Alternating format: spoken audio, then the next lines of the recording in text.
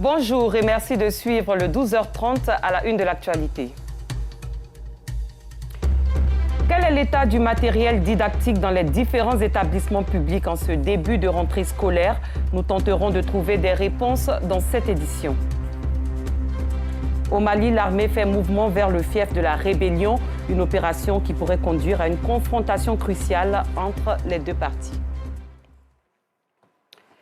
Nous sommes en pleine rentrée des classes. Le matériel didactique est un véritable problème dans les établissements publics. Dans certaines écoles, le matériel est presque inexistant. Un véritable souci pour les apprenants, enseignants et directeurs. Notre reporter Clarisse Kanyala a sillonné quelques établissements dans la commune de Yopougon. Suivons son constat. Groupe scolaire Agban Atié dans la commune d'Atekoubé. Dans cette salle de classe, tables bancs cassés et tableaux vétustes sont visibles. Pas de règles ni de compas, pas d'équerre non plus. Dans cet établissement, les enseignants ont fini par s'habituer à cette situation. L'inexistence des matériels didactiques a une incidence sur la qualité du travail. Nous n'avons pas tout le matériel, surtout au niveau de la disponibilité en termes de craie, en termes de règles, instruments géométriques. Le COJAS n'a pas encore réparé tous les tables bancs, donc il y a aussi ce problème-là. Je suis obligé de faire asseoir les enfants 3-3 et surtout qu'ils ne savent pas écrire, ça crée déjà pas mal de problèmes par rapport à la tenue. Parce qu'il faut souvent prendre les mains, écrire et tout ça, donc ça ne facilite pas la tâche. Quelques semaines après la rentrée, cette école n'a reçu aucun manuel scolaire destiné aux enseignants et apprenants des classes de CM1 et CM2, comme prévu par le gouvernement. Au CM, on n'a vraiment pas de livres. Et nous manquons aussi du matériel même de l'enseignant. C'est-à-dire les livres d'apprentissage, là, il n'y en a pas. Nous en avons vraiment besoin. Les enseignants sont obligés d'acheter sur le marché pour pouvoir donner les cours. Dans l'école primaire publique municipalité de la même commune, la quasi-totalité des manuels scolaires reçus cette année et l'année dernière ont été détruits par les eaux de pluie du fait de la vétusté des salles de classe. Le matériel didactique, il est pratiquement inexistant ici, parce que depuis que moi je suis à la tête de cette école, on n'a jamais eu de dotation. Toutes les règles sont cassées, les compas sont cassés, les équipes, en somme, il n'y a rien. Même au niveau des livres, la moindre pluie, notre bureau est inondé, alors que c'est le seul endroit où on doit garder les livres. Donc, souvent, l'eau vient jusqu'aux genoux. Donc, imaginez-vous, donc tout ce qui est livre, ça devient de la pâte. Chaque année, plusieurs établissements scolaires publics font face aux mêmes difficultés. Des conditions de travail qui ne feront qu'aggraver les lacunes des apprenants. Ce qui ne colle pas du tout au thème de ces 3 dernières années. Soyons des citoyens responsables pour une école de qualité. À présent, ce fait survenu récemment, dans la nuit du vendredi 29 au samedi 30 septembre, 5 véhicules ont été brûlés par des inconnus à Agbassi, sous-quartier de Fekese, dans la commune de Bingerville. Ces véhicules qui appartiennent à des voisins d'un même immeuble sont irrécupérables. Les propriétaires sous le choc. Voici le témoignage de Bintou Pekeli. Il reste encore ici 2 véhicules sur les 5 calcinés dans la nuit du vendredi au samedi 30 septembre dernier. De ce véhicule de type Touareg Volkswagen, il ne reste qu'une carcasse. Plus rien à récupérer. Il y avait au total 6 véhicules qui étaient garés par ici. Et ce sont ces détonations qui nous ont réveillés. Et alors, quand on arrivait, les voitures étaient en feu. Bon, qu'est-ce qu'on pouvait faire? On n'a que du sable pour éteindre les feux, malheureusement. Donc on a essayé d'éteindre le feu comme on pouvait. Malheureusement, on n'a pas pu. Donc c'est une seule voiture, finalement, qui a été sauvée. Au bas mot, c'est 7 millions. Et rien n'est récupérable. Nous, on n'a que nos yeux pour pleurer, j'ai envie de dire. Ces véhicules appartiennent aux voisins des mêmes immeubles. 3 d'entre eux ont été envoyés chez les mécaniciens.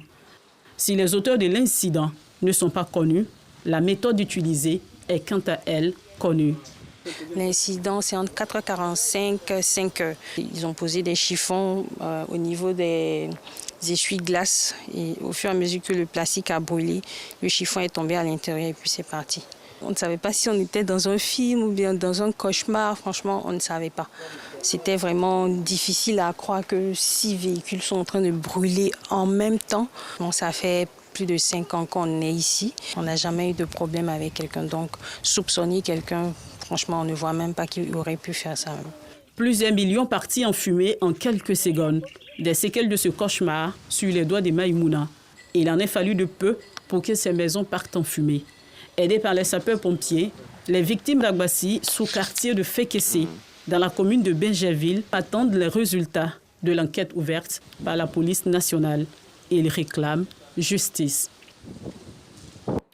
On s'intéresse à la filière bétail. Certains commerçants d'aliments de bétail et de lait de vache estiment que l'entrée des abattoirs est propice à leur business.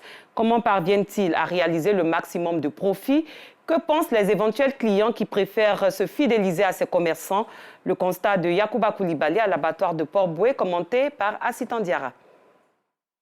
Amidou et son frère vendent le lait de vache pour subvenir à leurs besoins. Ils exercent ce commerce devant l'abattoir de la commune de Port-Boué. Et comme à l'accoutumée, ils préfèrent chauffer le produit laitier.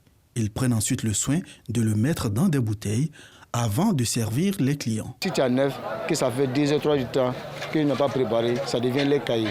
Selon les marchands de lait de vache, l'abattoir est une zone propice à ce business. Nous avons choisi de vendre le lait à l'abattoir ici. À cause des gens viennent payer du lait et boire.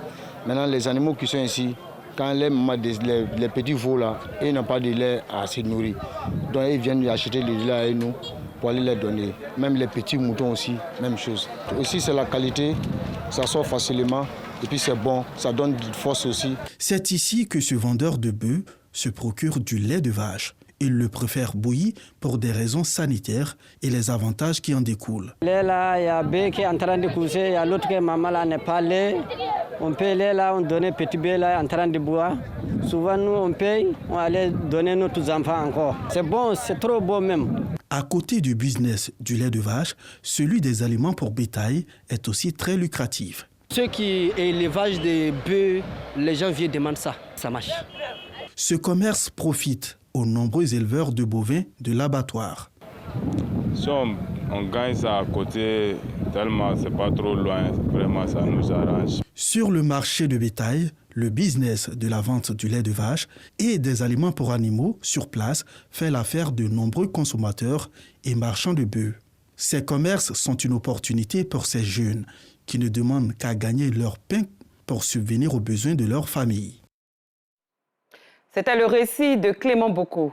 Loin d'Abidjan, dans la région du Worodougou à Kani, la rivière Sansengé attire la curiosité des étrangers par son histoire et ses mystères. Son eau est utilisée par les populations comme remède pour soigner des maladies mystérieuses.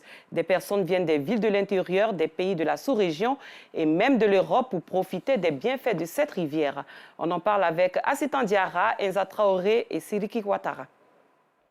Kani, ville située à plus de 50 km de Séguéla, dans la région de Worodougou.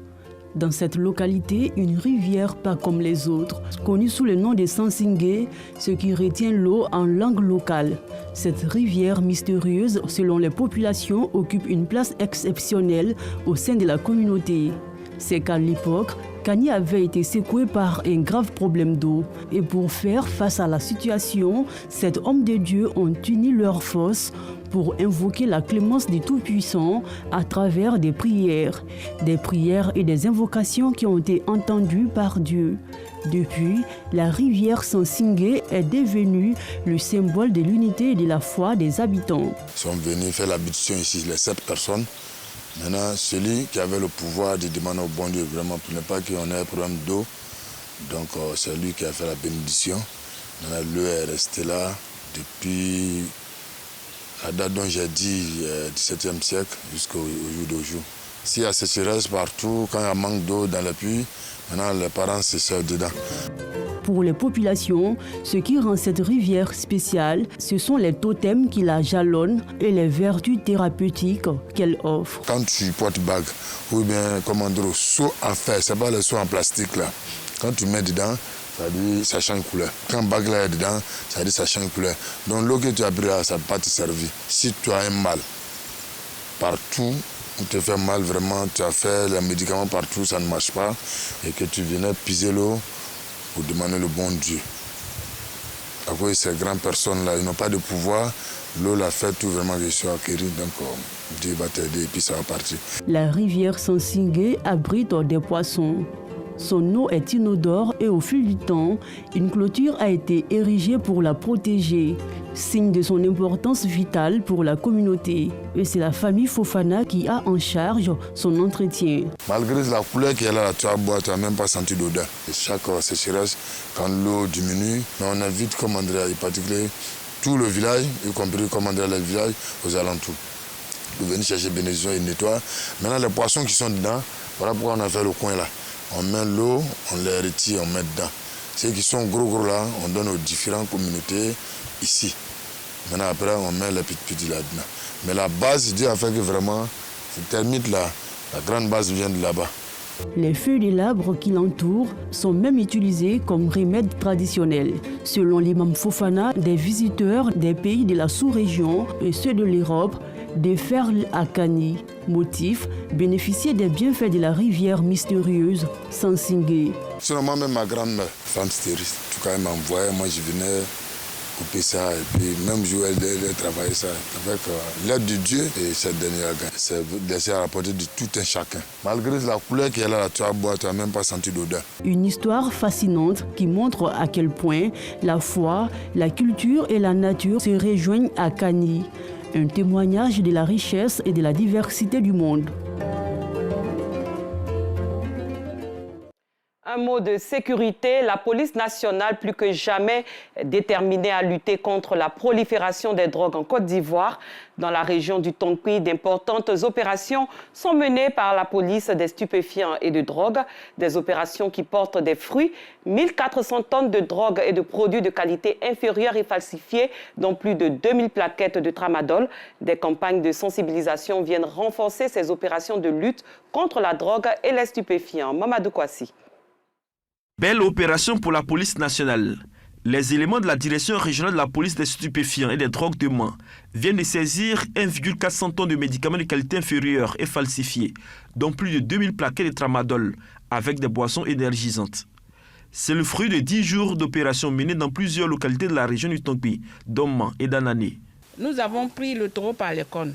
On a déjà commencé à investir tous les environs des établissements, ce qui a valu la première saisie dans le kiosque qui a fait un interpellé de tous ces médicaments de tramadol.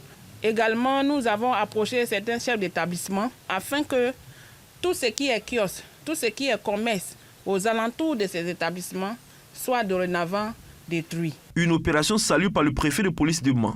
Le commissaire divisionnaire Brahima Ouattara marque la détermination et l'engagement de ses équipes à traquer tous les acteurs de ce commerce illicite dans la région du Tonki.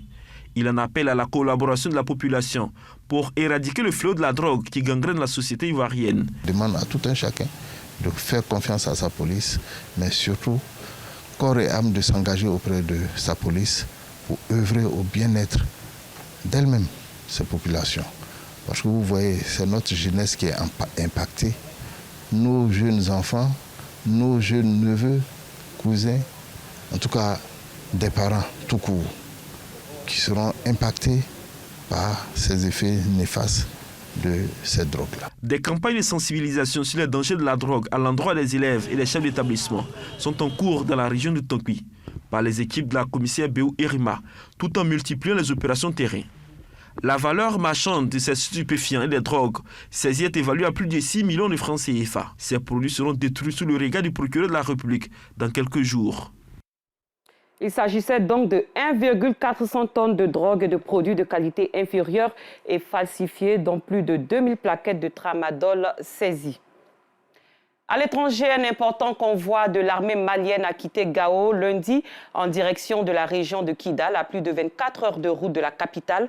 Sa destination première serait les localités de Tessalit et Aguelok, au nord de Kidal, avec pour objectif de prendre le contrôle des camps de la mission de l'ONU, MINUSMA, et dans le bras de fer entre une multitude d'acteurs armés pour le contrôle du territoire.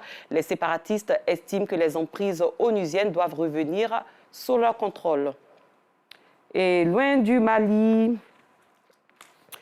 Loin du Mali, le Nobel de chimie récompense cette année 3 chercheurs, l'américano-tunisien Mungi Bawendi, l'américain Louis Bruce et le russe Alexei Ekimov, qui travaillent pour la découverte et la synthèse de points quantiques.